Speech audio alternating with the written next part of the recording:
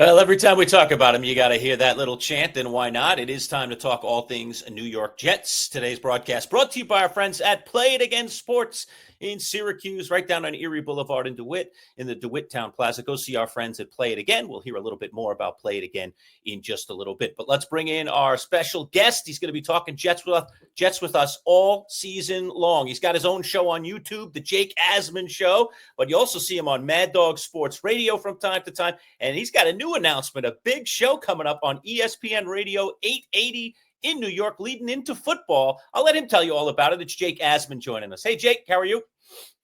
Jim, appreciate you having me on. Paul, a longtime friend, so awesome to link up with you guys this year. And yeah, the show will be me and Mike Tannenbaum, former Jets and Dolphins general manager. You watch him on ESPN all the time. We're doing a weekly football preview show, a lot of Jets, Giants, around the league talk from 8 to noon starting week 1 and every Sunday after that. So it should be a lot of fun. I'm very excited to work with Mike. Well, that's awesome, Jake, and I just want to congratulate you, of course, on that. That's super cool. You've done a lot of different shows between you and Mike, and I'm kind of curious, Jake, as you're heading into this thing, because, sort of historically speaking, Mike's a tight button lip guy as a general manager. He sort of has that MO among the fan base. So you're going to have to try to see if you can, crack some of those eggs to make a few Jets and NFL omelets, I imagine, Jake Asman, as you're putting all this together. He better give some real opinions, Boy Green. I mean, that's all I'm going to say, right? I mean, him and I have had a good relationship over the years. I've never been afraid to ask him a quote-unquote tough question or challenge him on things. I think he respects that. So I think it'll be great. It'll be really cool to get his perspective on everything, especially, I'm a fellow Jet fan, as you know, Boy Green. As a Jets fan, he's the most successful GM of my lifetime, had a winning record, hired 2 coaches that went to the playoffs, and he was very involved in the hiring of Aaron Glenn. So he has a lot riding on Aaron Glenn being successful because him and his company, the 33rd Team, were consultants helping Woody Johnson make that decision. So I think it will be fascinating to kind of get his thoughts in real time on the upcoming Jets season because he was intimately involved in the process that led to the head coach and GM being hired there. Well, Jake, we are in the middle of camp, obviously, and we're getting into preseason football games. We've got the Snoopy Bowl this weekend. Jets and Giants banging helmets in a couple of practices as they get ready for this one. Give me your take on how things are kind of shaping up for preseason game number 2. I think it's always fun when you get the Jets and the Giants. Even in the preseason, it adds a little more to it. What is normally a game that means nothing. It still doesn't mean a ton, but you have both fan bases involved. The joint practices, I heard, were a lot of fun for anyone who went to either one, either at the Jet or the Giant facility. I know, Boy Green, you could talk to what it was like at the Jet facility because you were there. But I think it's always fun, and I think it's very beneficial for both teams to be able to work against a different team at this stage in camp. Sounds like defenses fared better than the offense on both days, so we'll see if there's any explosiveness from the starters on both sides offensively early in the game. And then if you're a Giant fan, I think you're just intrigued throughout the game because of the fact you got Jackson Dart, who's going to play and probably play a lot as you evaluate where he is going into his rookie season. So there's a lot of intrigue, I think, on both sides, and I think it's always fun when you get these two teams even in a preseason game. Jake, how concerned are you about and we'll get to Justin Fields, obviously, how can you not in any Jets conversation, but how concerned are you with the quarterback depth? Tyrod Taylor, I'll throw him up here first. He had knee surgery, and he's going to be out for the entire preseason, and the Jets are, quote-unquote, hopeful he'll be ready for week 1. Brady Cook at the practice I was at, he got his foot stepped on. He looked incredibly bothered by it. I don't know what's up with Jets offensive linemen and stomping out the toes of every Jets quarterback on this roster for some reason. But what's the concern for quarterback? Do they need to add another guy here? Because if Tyrod's out at the beginning of the season, they might have to keep an Adrian Martinez or Brady Cook potentially as that straight-up backup quarterback on the roster. I'm not concerned yet. That said, if Tyrod is unavailable for week 1, I don't think any Jet fan loves the idea of either Brady Cook or Adrian Martinez, who have never been in an NFL game before, being the first line of defense for Justin Fields, who in his career has had a lot of injuries he's played through and dealt with. So that's just kind of the style of quarterback he is. So I think you'd be concerned if Tyrod is not ready. I'll take Aaron Glenn at his word that they think he will be. But I think it's concerning if he's not, because look at the depth behind Justin Fields right now. At that point, I think he would have to add a QB, although they seemingly do like both Martinez and Cook, and I guess we'll never know till they're actually thrusted into a game that counts. Hopefully, I think as a Jet fan, you don't have to see that, but I'm not even convinced they would definitely add a quarterback. They might actually really like Martinez and Cook enough to the point where to bring someone else in and have them learn a new offense. Maybe it's too late in camp for that. So we'll see, but I'm going to take them at their word, Paul, that Tyrod will be healthy enough to be the backup week 1. Look, Jake, let's talk Justin Fields, because that really, it has so much to do with what is going to happen with this Jets team record-wise this season. They need him to produce. They are giving him the reins here. I think it's an interesting marriage, this one that's been put together between him and a rookie head coach in Aaron Glenn. But a guy that, while he might be a rookie head coach, I kind of like his ability to mentor people. I kind of feel that coming from Aaron Glenn, and I know he wants to be here in New York. So let's talk about his relationship with Justin Fields and how that could or may not benefit New York's record this year. Well, I think they're definitely all in on Fields. I mean, from the very beginning, once they signed him, it wasn't like, oh, is there a quarterback competition? Even though the second you saw the contract Fields got, where $30 million of it was guaranteed in year 1, you knew that made him the starter. But, Glenn has preached competition at all the positions, right? You got Joe Tippmann, who's been the entrenched starting center the last 2 years, in a battle right now with Josh Myers. So they've preached competition at every spot besides quarterback. They have been all in with Fields. They've said he's the guy. It's his team. We're going to let him play quarterback. We think he's going to break out. I think they're trying to build up his confidence. I thought it was smart to let him play in the preseason opener. They go down the field, they score, take him out, let him build on that. So I think they're all in with Fields. I think Glenn truly does believe he's got a chance to be their quarterback beyond just this year. But I think there's a lot of healthy skepticism from many Jet fans if that could actually happen. That said, I do think the head coach and the quarterback are on the same page, which is what you want. I think Glenn truly believes that he might have his guy in Fields.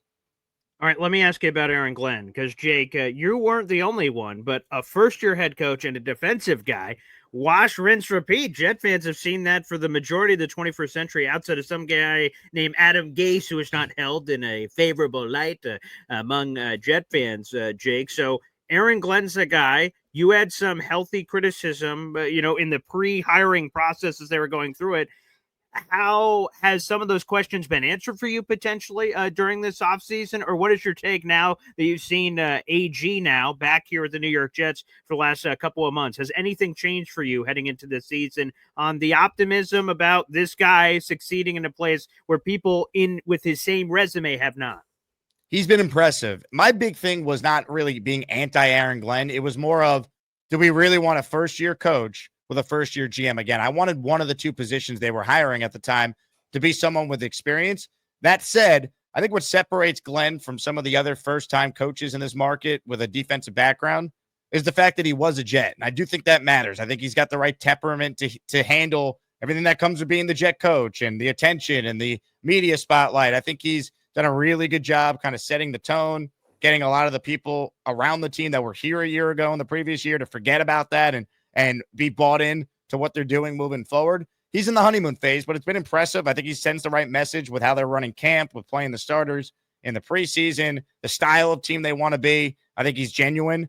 It just comes down to, can he win games, right? Like, we've been fooled before. There were a lot of Jet fans who thought Robert Saleh was this energy bunny and he was going to be awesome, and it never happened. So I am cautiously optimistic. I'm definitely more optimistic about the hire now than I was when it first happened. And I think that's a credit to Glenn and some of the coaching hires he's made. I think Steve Wilkes was a great hire on defense. I was very impressed with what we saw from the offensive coordinator, Tanner Engstrand, last week. We'll see if he could build on that. And I want to take everything with a grain of salt because it's preseason and all that. But I'm a Jet fan at the end of the day, and you want to have something to believe in. And what a story it would be if this guy who was here when they were awful, coat tight, one win, then he sees what it looks like with Parcells. He pays his dues as a scout, an assistant coach, works his way up to getting his, quote, dream job. If he's the guy that could turn it around, it's an amazing story. So I think everyone's definitely rooting for him because it's, he's a Jet and he wanted to be here. Jake, as the resident non-Jets fan in this room, let me offer just a little bit of neutral perspective and just something I want to talk to you about, and that is the Jets defense. Because I really felt the last 2 seasons that this Jets defense was just going to pop. And it's not that they've played awful, but to me, they just haven't played up to what I think their potential could be. Is Aaron Glenn the right guy to maybe bring that out of this Jets unit?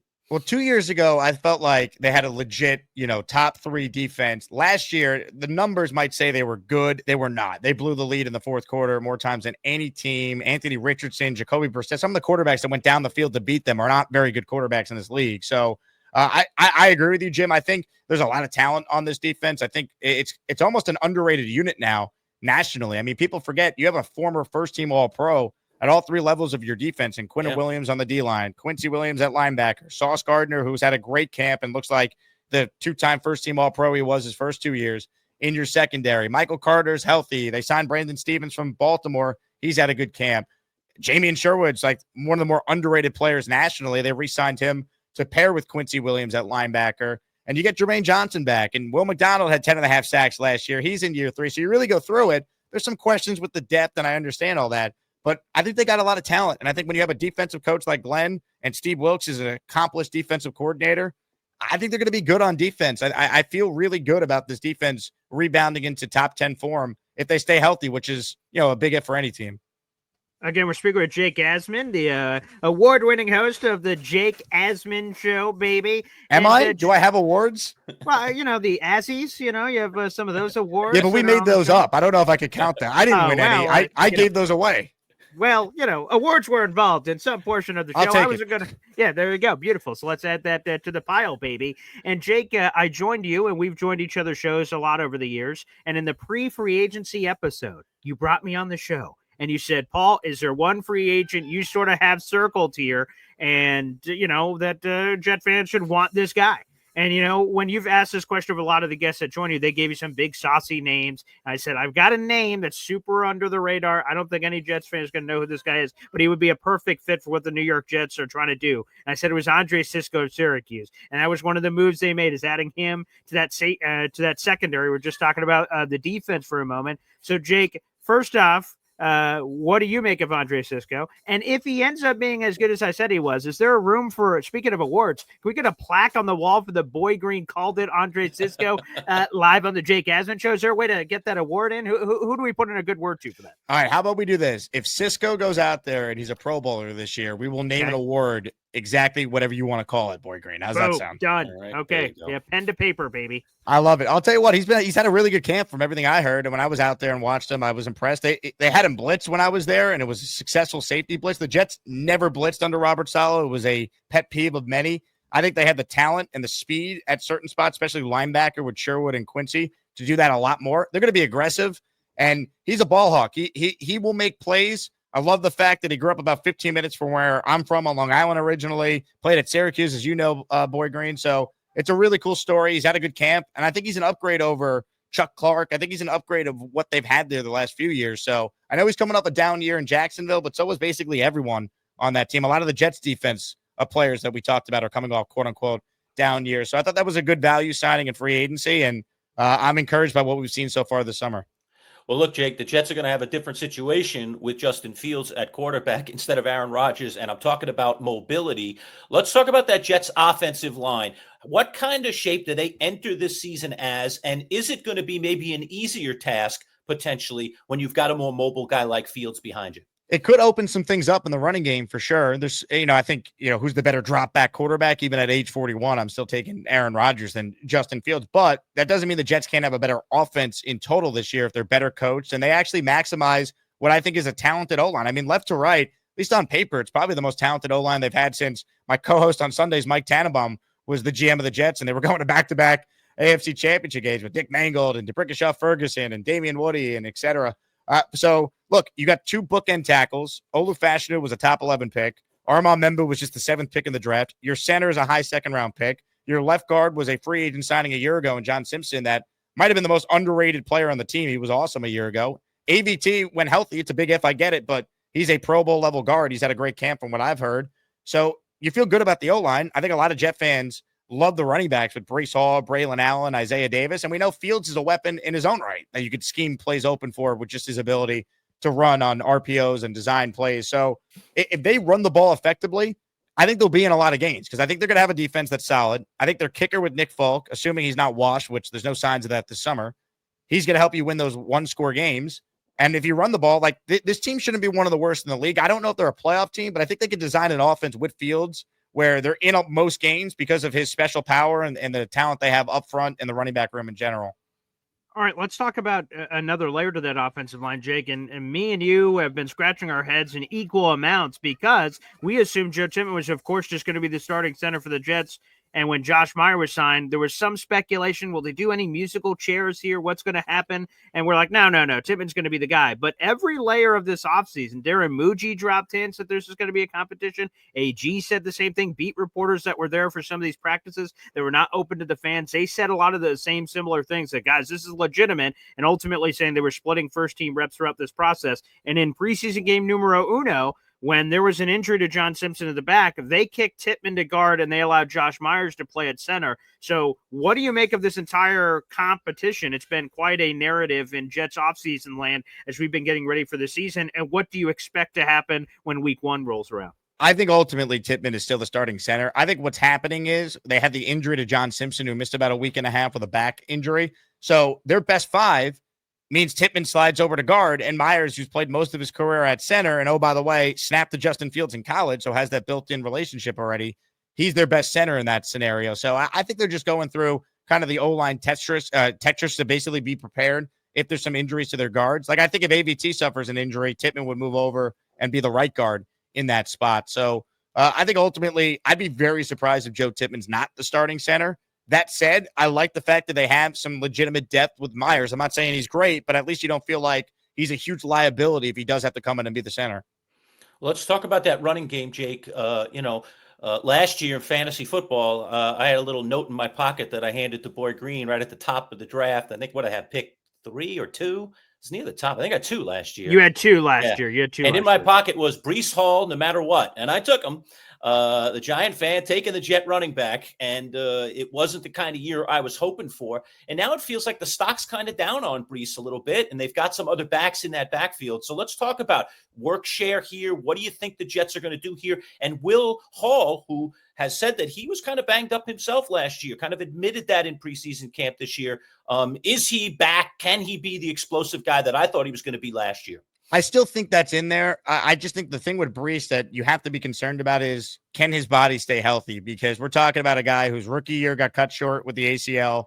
Year 2, he was on a reps count. He had a great year, though. I think people forget just how good he was coming off that injury. And then last year, you brought it up, Jim. I mean, he was banged up. He wasn't right. They also checked out of a lot of runs. They were 31st as an offensive line and run block win rate. It was a mess. I think they're going to be way better off to utilize what Breece could do as a runner. But I think he's going to be a huge focal point of their passing attack. I saw some tweets from you, Paul, at the joint practice you were at, where they lined him up out wide and just found matchups for him to be a dynamic player in that regard. No running back over the last 2 years has more receiving yards than Breece. So they're going to use him a lot in that regard. The Jets probably don't have a true number 2 receiver. It could be Breece Hall some weeks as far as their number 2 pass catcher behind Garrett Wilson. So I think that talent is still there. I would just be weary about taking him, top 3 like he was going a year ago, because you do have Braylon Allen, you do have Isaiah Davis, and you have the injury concerns. But contract year for Breece, I'm buying the dip on the Breece stock because I think he's still capable of being a big-time player in this offense. Talking with Jake Asman, the Jake Asman Show on YouTube, now on ESPN Radio in New York. He's going to be co-hosting a show with Mike Tannenbaum. You heard him talk about that. We'll let him plug it one more time before he gets out of here. Today's broadcast brought to you by our friends at Play It Again Sports down in the DeWitt Town Plaza. Let's just take 30 seconds, learn a little bit more about our friends at Play It Again. Warm weather sports season is here, and if you want to gear up and save money on some of the top brands of golf, soccer, and baseball equipment, and much more, Play It Again Sports can be your solution. With both new and gently used gear, Play It Again has prices way less than regular retail stores. And for all you golfers out there, get some quick money for those clubs you've got stashed away and are collecting dust. Play It Again is always looking for quality gear. No appointment necessary. Just bring it into the store. Play It Again Sports in the DeWitt Town Center on Erie Boulevard. Don't spend more. Play it again. Play It Again Sports. Syracuse.com. All right, back on the Manchild Show with Boy Green Digital, talking all things sports. You saw some sports there with our Play It Again guys. I was trading in some golf clubs there. Jake got some cash money. Not bad, man. We got some good sponsors around our show here in the digital world. Lerch, yeah, go ahead. Real quick, I was just going to compliment you on the technique, immediately walking into the building and giving the old head nod. I don't know if any of us know where it came from as guys, but if we're just walking down the street, we see another guy, it's a little, and they go, And depending on how they cock the head, how they dip the head, as they're going through that process, I know how their days go. Like, oh, we're pretty good. Hey, I see, a little so-so. Or terrible. So great technique. Yeah. All right. Thank you. Appreciate that. All right. Let's stay in the trenches. I want to talk to you about the defensive line a little bit of the Jets. I'm a big guy in the hog mollies. I think you win at the front of your defense, at the front of your offense with those 2 lines. So talk to us a little bit about what the Jets have to offer up front. Yeah, I think when you look at the D-line, the big question is going to be, who is playing next to Quinnen Williams? I mean, I don't expect Jay Tafili to have, 2 sacks and a fumble recovery touchdown every week like he did against the Packers in the opener, but he's had a really good summer. He was really good in these 2 joint practices reportedly as well. So I think you might have something there with him next to Quinnen. Byron Cowart was projected to be the starter next to Quinnen on that defensive line at DT Now he's maybe going to be rotated in a little bit more with Tafili, but he's had also a good camp before his injury. We mentioned Quinnen. You get Jermaine Johnson back. We'll see what he is coming off the Achilles injury. They'll ease him back in, even if Jermaine says he's ready now and he's 100% and all that. That's the right mentality for an athlete to have, but I think they'll be smart with him.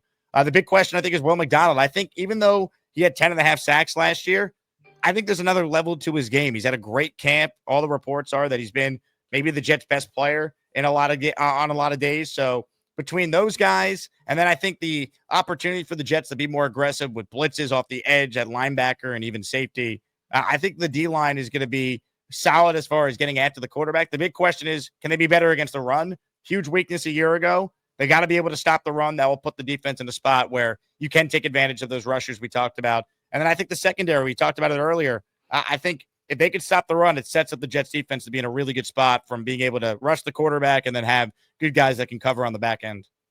Jake, I'll just say, you mentioned Will McDonald. 8 of his 10.5 sacks came within the first 8 weeks of the season, which means the rest of it, to me, you could look at that a lot of different ways. To me, there's a lot more meat on that bone for old Willie to go, hey, if he was turning it up the same way, we would have seen one of the best single-season sack years we've seen since dating back to the New York Sack Exchange. No doubt. It's a great stat that you have there. I think there's another level to his game. I really think that the Jets have emphasized him being better against the run, being more of a 3-down player. He added a lot of weight. You know, there was that viral exchange between Aaron Glenn and a reporter asking him about a bull rush move that Will McDonald was showing off, and he had never done that apparently before. And Glenn says it's coaching, which basically is taking a shot at the previous coaching staff for not harnessing the talent that they seemingly had. So I think it's encouraging what he could be. And plus, having Jermaine back is going to help Will McDonald get more one-on-ones, help Will McDonald get more opportunities to rush the passer and get home. So I think the D-line has a chance to be one of the strengths of the team. All right, let's talk about that, Jake. You just mentioned it, right? So the Robert Saleh, he's just at his home. I know he's on the San Francisco 49ers, so I guess he's just there, sipping a coffee. And I'll say, what the hell? A headline. All this Saleh stuff coming in.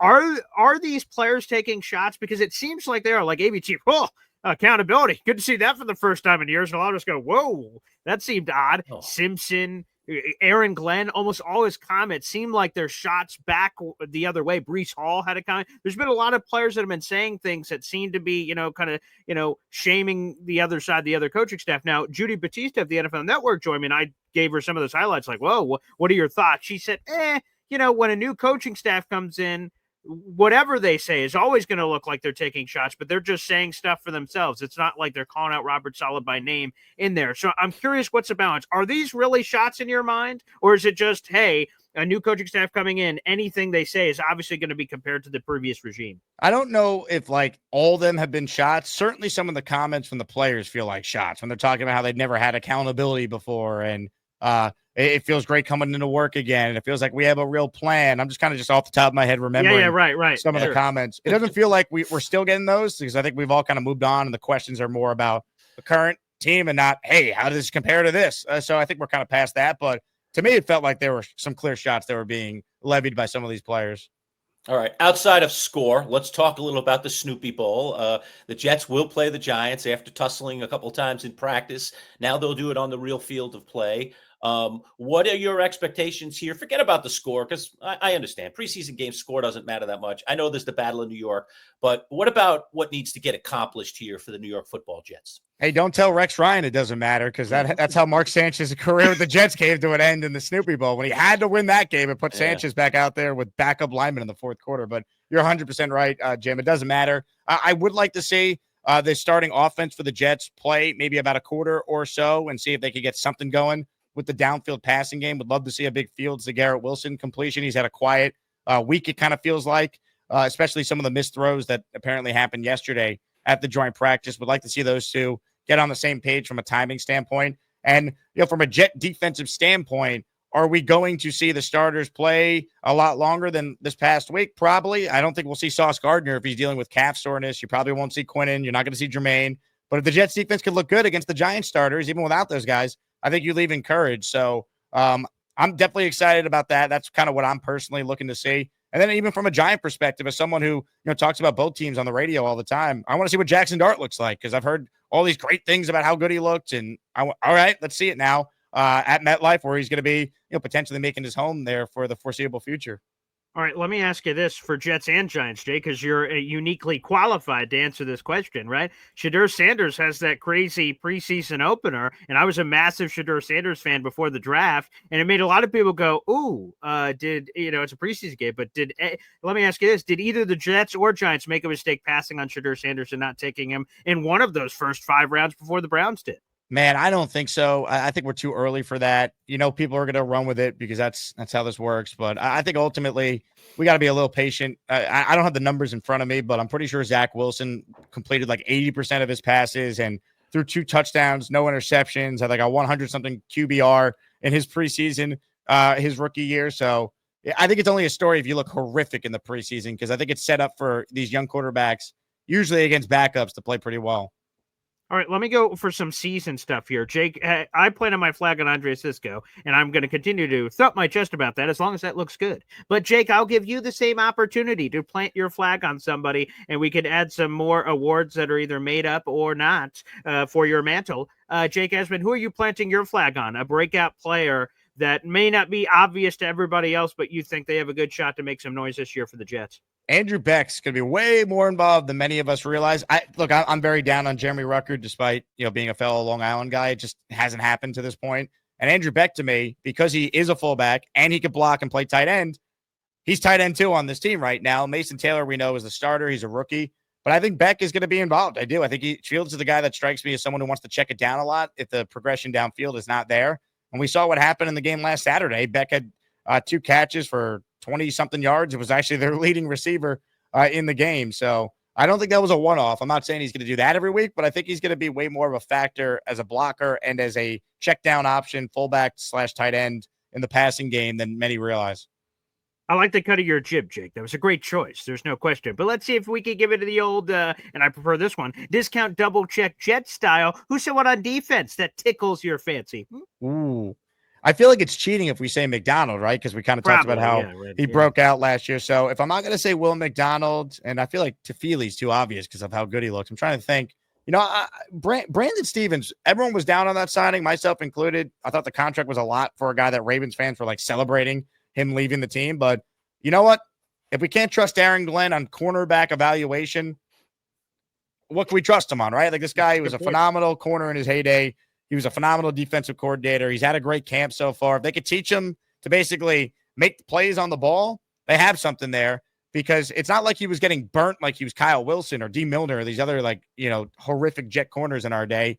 He was in play to make plays. He just didn't make the plays. But if they teach him how to make the plays, all of a sudden they might have something there, Boy Green. So let's go with Brandon Stevens. Talk with Jake Asman, the Jake Asman Show, Manchild Show with Boy Green Digital at MC Show Digital, our YouTube channel. Please like and subscribe our videos.